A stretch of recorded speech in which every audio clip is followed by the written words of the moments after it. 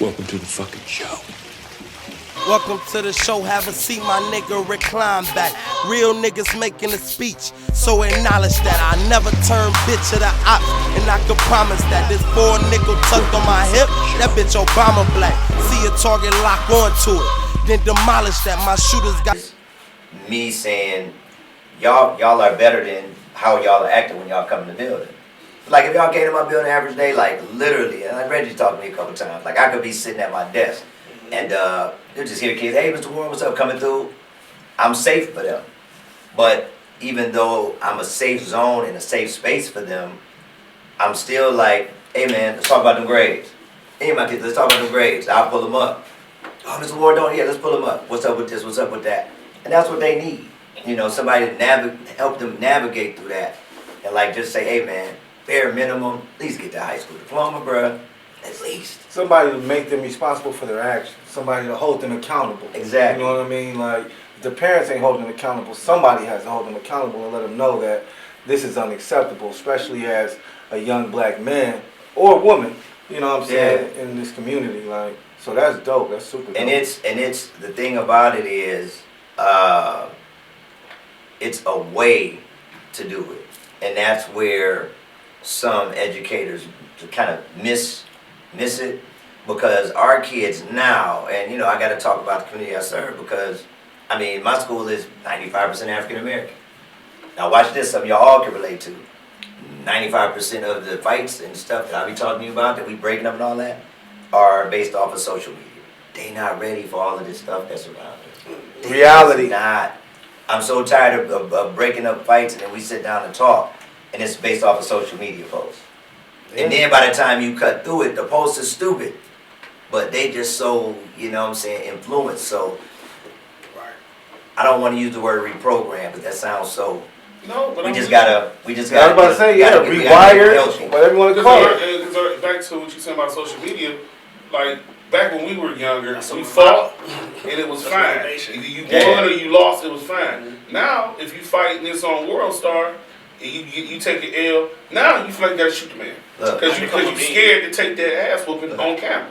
Yeah, and Sean, I'm gonna start an education podcast pretty soon. I'll talk to you about that. Oh well, we definitely could talk about that. Yeah. Because what I was gonna say with that is just that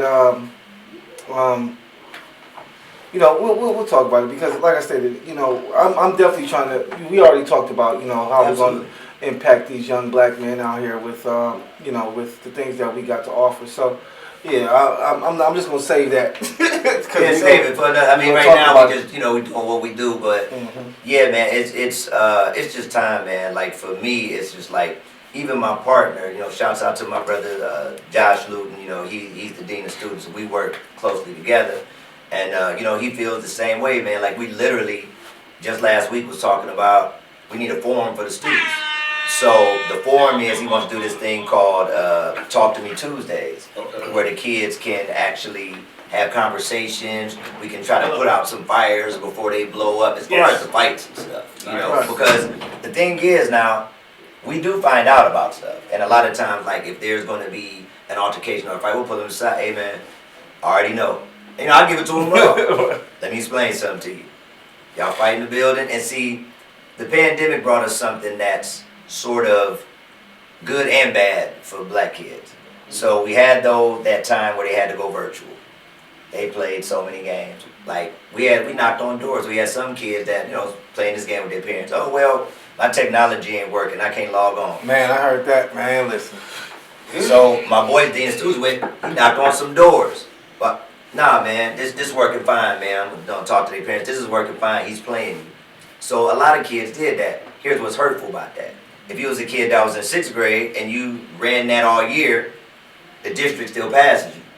What? So you go to 7th grade, but you don't know the 6th grade work. Damn. But you know why? Because parents are complaining. Because parents complain. So, you know, if parents complain and our hands are tied, so now whoever has this child next in 7th grade, they got to deal with the fact now this kid's frustrated because they don't know the work. So they don't know the curriculum from the year before. They Yep. But back to my original point. So what's kind of been good is the pandemic gave us another measure. it's like, all right, if you're a kid that you're having discipline problems, you're fighting a lot, you're having issues, and it's just stacking up, we send you home virtual. All right, man, this ain't working for you. We're gonna send you home virtual, or they call it like, you might get suspended 10 days with a rec order. Now, a rec order means now you gotta go talk to the big fish. You gotta sit in front of the board, and you gotta sit in front of the superintendent of schools, and they seal your fate. Either you're going to still be in the building, or they're gonna put you out. That's pretty much how it goes, but that also hurts too, because, you know, if they're not able to, if they weren't able to focus in that environment during the pandemic, what do you think they're gonna do when we kick them out? Worse. Exactly. Now they know, and a lot of my kids do mess with the accountability piece. They'll be accountable. Mr. Warren, yeah, I did do that. So our kids don't got a problem with accountability. It's just like, it hurts them so much what ends up happening on the back end. You know? Makes sense. Yeah. Man, that's deep. Yeah, it's crazy. So I've been to, like last night I was at one of these parties. Yeah, man. Whatever, y'all always rock it. Appreciate it, man. It's always a good crowd. Appreciate it's going, it's never boring. But Yeah. what even got you into it? So, man, so I got to give it up to some of my forefathers, man. You know, everybody always be like, well who's Arrogance, Big OG? So, you know, MC Chill, Kevin Hurd, Big Bro, Johnny O, Legend. Casper C, you know, all of those guys when I was coming up. And Chill was actually my babysitter for a while, so Chill's directly connected to my family. Yep. We took Kim Ferguson karate together, like that's really Big Bro, but even more so than Big Bro, that's family. Okay. And y'all don't be sleeping. My Big Bro still got some bars, man. I'll be He got some here bars. whatever. Yeah, he got some bars. He still got his touch. Okay. But Hey, whenever. yeah. Whenever. But I watched those guys, and I said, man, I really want to get into this. So, take it even back further, I was already like, you know, a fan of my Big Bro, and I seen what he was doing, and when I seen him put his record out and all that, I'm like, man, this is possible. So, started writing my first rap. They weren't very good. They okay. Started listening to different people, Curtis Blow and all of that, and then, man, I just started jumping in the Cleveland scene, like, and that's what's even, like, I caught that last glimpse of the scene where you actually had to audition for the show. Mm-hmm. So like Miss Ross Easter Showcase, which is legendary, Shaw Talent Show. I was in the very last Warrensville Heights Talent Show, so You do show wagon? I didn't do Show Wagon. Okay. Yeah, that used to be Okay, good. Show Wagon, but the whole thing was it was like a breeding ground. Okay. It was like, you know, I can still remember going down to Murders Taylor on Kinsman to this day. And Miss Ross, rest in peace, Miss Ross, you know, she used to do the Easter Showcase down in Tri-C. And she was like Joe Jackson with that, man.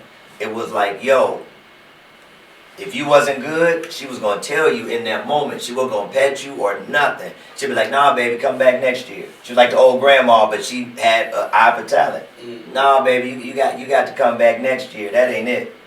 So I came up in that. So it's kind of hard, like, when I see how easily, like, people are able to get on shows and do things and all that. Like, we had to prove who we was. I didn't just jump on those shows back then.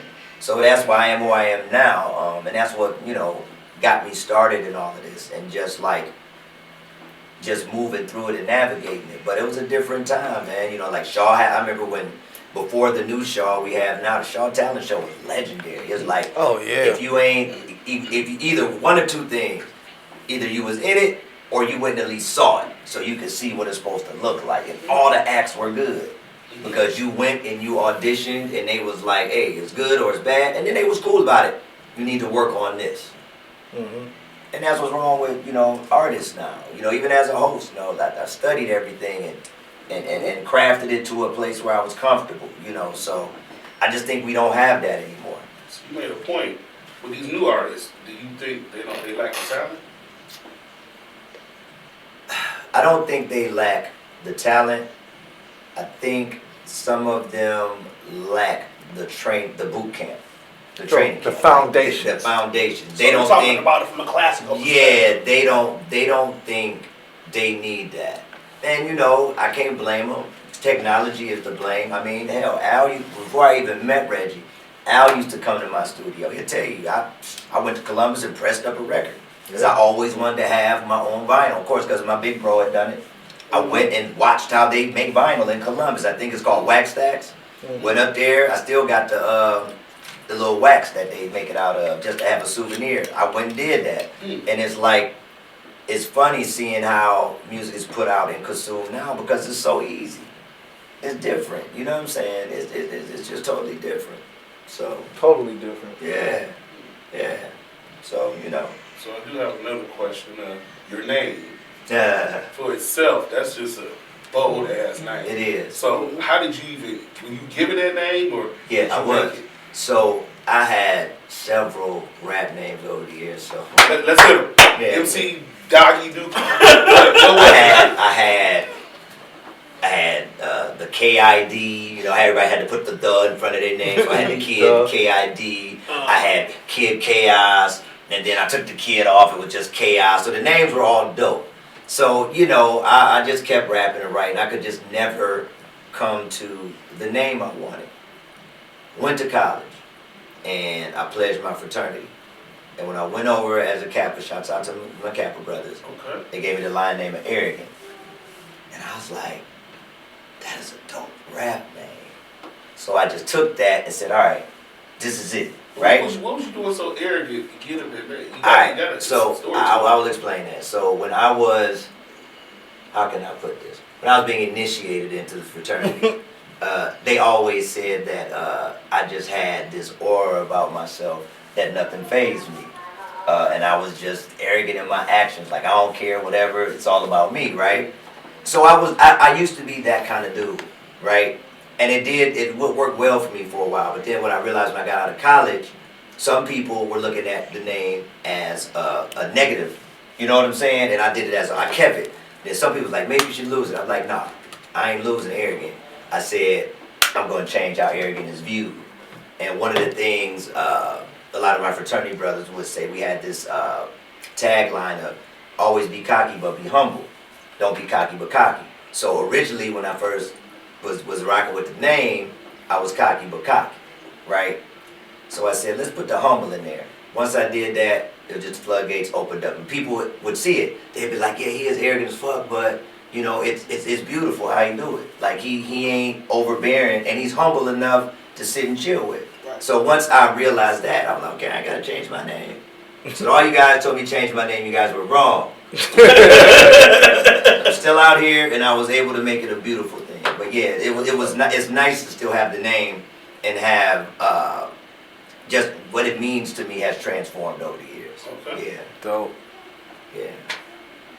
So, you know, some things going on. You know, we know you're a Cleveland host, and we know that you are part of the dynamic duo. Yeah, man. Shout out DJ Chicago on the ones and twos. My brother, love you, Shaq.